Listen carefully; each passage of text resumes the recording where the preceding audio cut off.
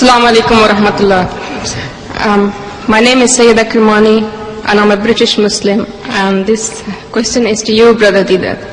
You mentioned in your course of speech the Islamic punishment for adulterers and slanderers, but you haven't mentioned the punishment which says in the Quran for the blasphemy that Rushdie committed.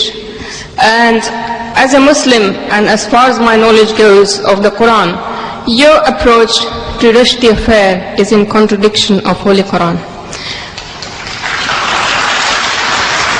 My second question is... Now that was a statement. My second question is... That was not a question, that was a statement you made. Do you agree with this? What? Do you agree with my statement? What statement did you make? What did you say? In Quran, the punishment for blasphemy against the Prophet of Allah is quite different. It's either by death or by stoning or cutting arms and legs. And that's what it says in Quran. Yes. Right, I'll answer you, my sister. We were dealing with the subject, how Rushdie fooled the West. Now, this thing I was telling you is so vast that this one person or one time you can't deal with everything.